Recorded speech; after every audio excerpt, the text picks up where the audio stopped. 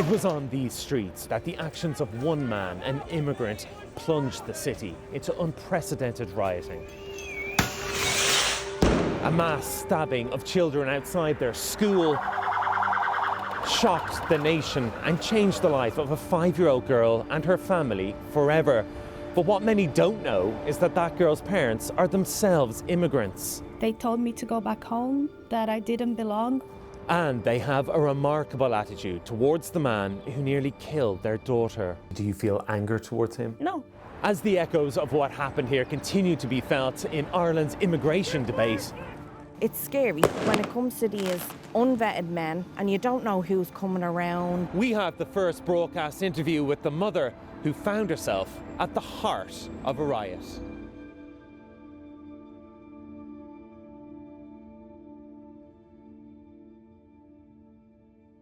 So she did some feet painting. So these are your daughter's feet? Yeah. A proud mother, a daughter's art. For Jo, every little moment is a milestone. 2.5 years ago, her then 5-year-old daughter, who we're calling Emily, was nearly killed in the attack that rocked Ireland. At 1:45 p.m. on the 23rd of November 2023, Jo took a phone call that changed her life forever. She said that my daughter had been stabbed, and she was the owner of the after school. She was very upset and she was crying over the phone. I remember blood being drained from my whole body, like I was about to pass out. Jo sprinted from her workplace to Parnell Square. And so I just ran. It took me 5 minutes to get there. There were like 6 people around her. She was on the floor and they were trying to, resuscitate her. The person responsible, they were putting him in the ambulance as well because he was injured. And one police officer, he said, they're still working on her. And I said, just let them, I can't do anything. So the people who needed to be with her were with her. Yeah.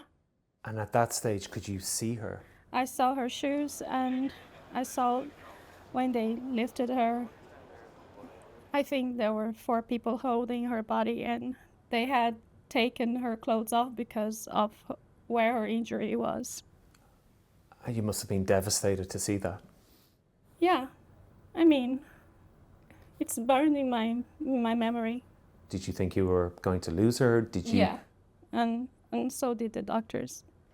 Emily, along with 2 other child victims and another adult, was rushed to hospital. As she fought for life, Dublin descended into unprecedented rioting. I could hear the helicopters. Yeah, I was like, what is happening outside? And I remember asking one of the police officer, the Gardaí, and then she said, it's just mental outside. Online speculation about the attacker's nationality was amplified by right-wing voices. Crowds gathered, anger turned to violence.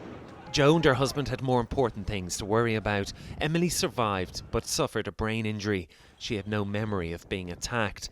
They told her she had been hurt. How did she react when you... She cried and it was probably one of the hardest things that I had to do, to explain to her.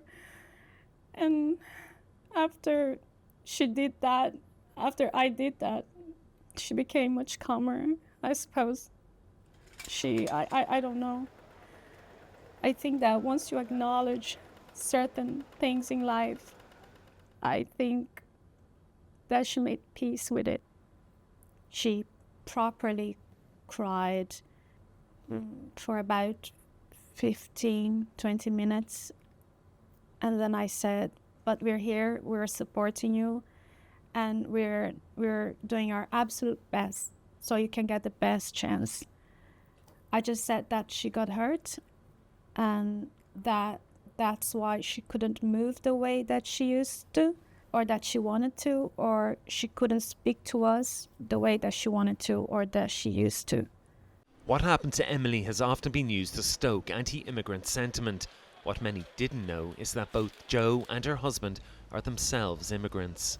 I think that it is concerning. I've had people say to me, just walking by in the street while I was speaking another language to my daughter, they told me to go back home. They told me that I didn't belong. And it is very upsetting. But I think that it is concerning, and I think that there has to be some kind of communication or some kind of message shown that there is space for everybody. Do you think you could ever forgive this person? I think that he has to forgive himself first. Like right now, I don't know what she would be like as a 5-year-old or as a 6-year-old if he had progressed the natural way. And he stole that from her. I think that he has to forgive himself first, to be honest. I don't know if he even understands what he did. I don't think there is anything to forgive, because I don't think that anybody in their right state of mind would have done that. So do you feel anger towards him? No. It's not going to change anything. Emily is now 7 and left with a lifelong disability. Supported by her friends. So that's Flower the vampire. He did physiotherapy with her. And her parents' strength. She'll need both for the long road ahead.